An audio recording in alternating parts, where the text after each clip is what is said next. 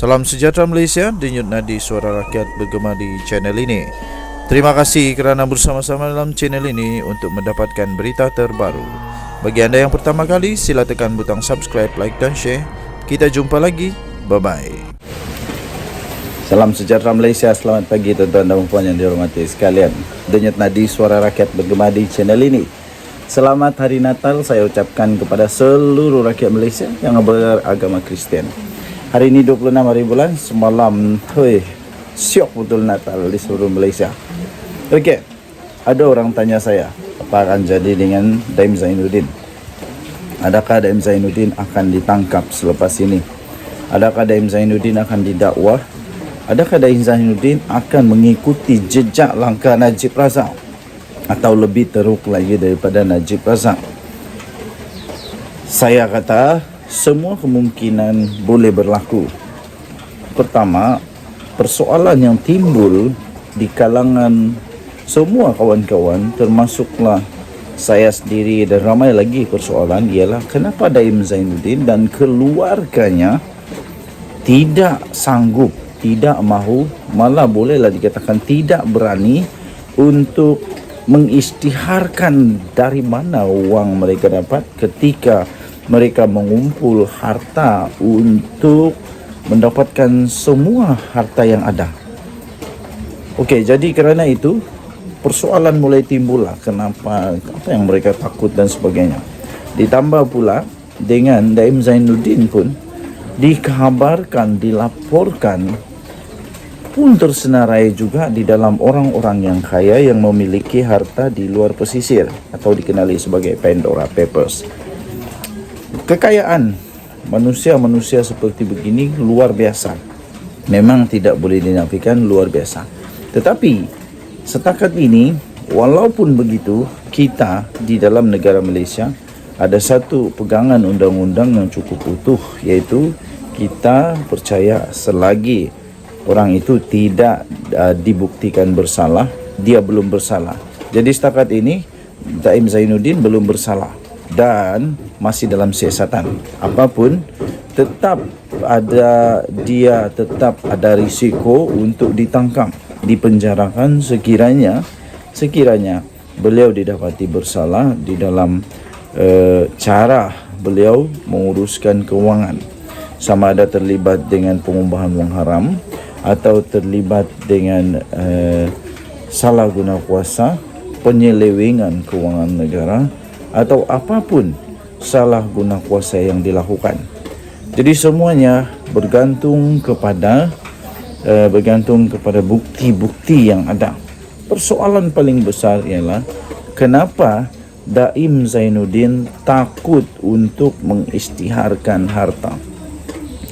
Pada saya, orang yang tidak bersalah, orang yang tidak melakukan apa-apa kesalahan, itu tidak perlu takut apa-apa.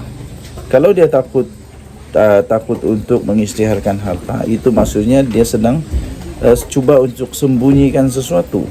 Dia ada benda yang dia sedang sembunyikan sebab takut. Jadi sama ada sesuatu atau tidak.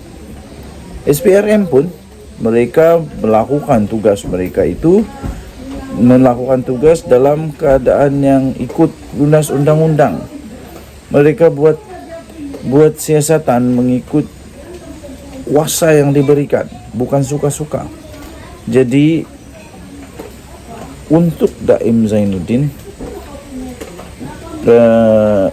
supaya dia kelihatan tidak bersalah, pada hemat saya, pada pendapat saya, Daim Zainuddin perlulah tidak takut untuk mendedahkan kekayaan, mendedahkan harta, mendedahkan sumber pendapatan, mendedahkan cara. Sebab makin dia sembunyi sesuatu, makin dia tak berani untuk dedah, makin dia tak beri kerjasama, makinlah banyak lagi persepsi yang boleh timbul, yang persoalan-persoalan yang boleh timbul. Adakah beliau akan ditangkap oleh SPRM dan PDRM.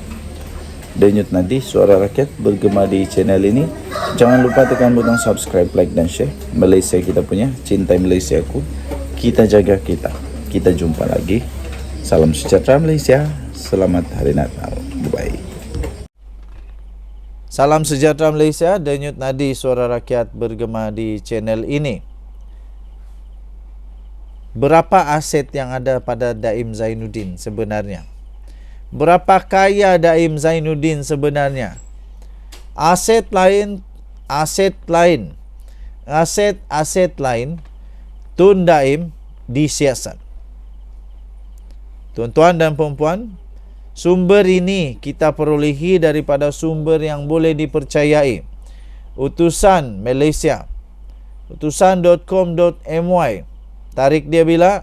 24 Disember, hari ini. Hari ini berita ini diperolehi. Aset lain Tun Daim disiasat. Siasatan Suruhanjaya Pencegahan Rasuah Malaysia SPRM terhadap tokoh konglomerat terkenal iaitu Tun Daim Zainuddin menjurus kepada bagaimana pembelian aset dan perniagaan miliknya diperolehi. Satu sumber mendedahkan kepada Mingguan Malaysia, siasatan SPRM ini akan menumpukan juga bagaimana pemilikan aset-aset yang dikaitkan bekas pemimpin kanan ini dapat dibuat dan sumber daripada mana? Kata sumber itu, selain bangunan Menara Ilham, hartanah seperti hotel dan ... Jadi ini berita yang premium. Sekiranya anda ingin berita lengkap tentang perkara ini, anda perlu untuk log masuk. Atau langgan untuk membaca berita sepenuhnya di mana di utusan.com.my. Persoalannya, apakah aset-aset lain yang ada pada Tun Daim? Berapa banyak aset yang ada pada Tun Daim? Siapa lebih kaya sebenarnya? Tun Daim ataupun Mahathir? Paling seronok adalah apabila kawan tanya, siapa yang lebih kaya? Najib Razak atau Tun Daim? Tapi itu belum syok lagi. Yang paling syok lagi soalan dia, siapa lebih kaya? Tun Daim atau Rosmah Mansur? Wow, kalau Rosmah Mansur punya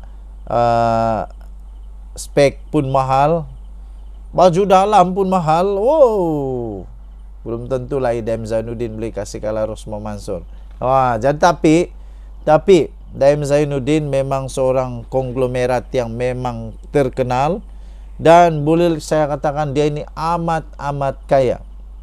Apa tidak kayanya kalau satu bangunan 60 tingkat dia punya di tempat yang eksklusif pula tu. Memang hebat. Ini kan pula dalam laporan yang saya baca tadi itu ada hartanah seperti hotel dan ... Pada satu laporan yang lain disebut juga hartanah seperti hotel dan institut perbankan di luar negara. Wow, ini betul mengejutkan lah.